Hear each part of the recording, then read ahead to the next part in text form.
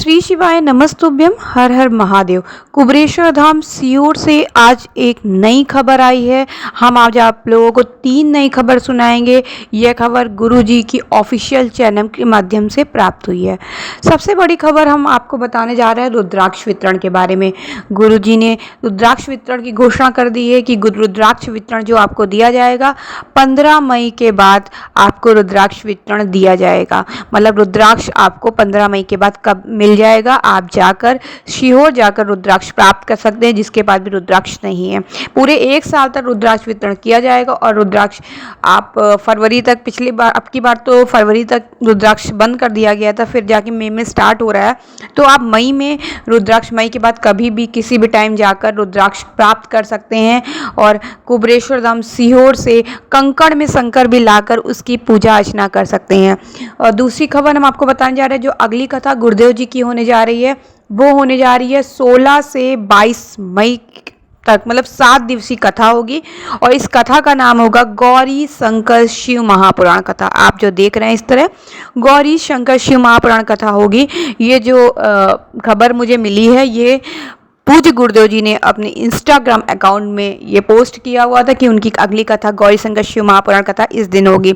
और उन्होंने जो ये कथा जो हुई थी अब की बार शिव शक्ति शिव महापुराण कथा, उसमें भी उन्होंने अनाउंसमेंट किया था कि गौरी शंकर शिव महापुराण कथा जो कि 16 से 22 मई 7 दिवसीय कथा होगी, हम सब आस्था यूट्यूब के माध्यम से दोस्तों श्रवण करेंगे। इस कथा का जो समय है वो होगा 2 से 5 बजे के बीच, मतलब दोपहर का समय दिया गया है।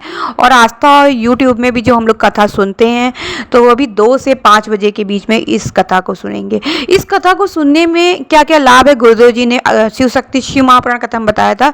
जिस भी बेटी या बेटा का मंगल विवाह नहीं हो रहा है या उसे किसी ने, कोई भी व्यक्ति को किसी रोग ने घेर लिया, भारी रोग ने, तो आप गौरी शंकर शिव महापुराण कथा सुनिए और देखिएगा आपको उसका पूरा लाभ अवश्य मिलेगा।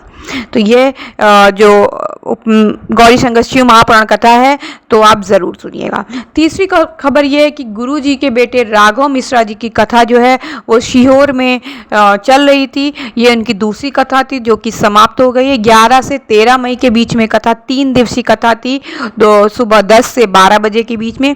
जो अंतिम दिन की कथा थी वहाँ पूज्य गुरुदेव जी गए थे अपने बेटे राघव जी के पास और वहाँ पर उन्होंने कुछ वचन बोले, कुछ वाक्य बोले, कुछ शब्द बोले।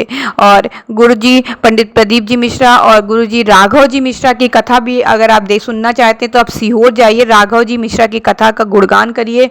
और वो भी कथा बहुत अच्छी उन्होंने कथा कही थी, बिल्कुल लगता ही नहीं था कि वो कथा मतलब राघव जी मिश्रा कर रहे थे, ऐसा लगता साक्षात गुरुदेव पंडित प्रदीप जी मिश्रा जी कथा कर रहे हैं। तो आप उनकी कथा अगर सुनना चाहते हैं तो ज़रूर सुने।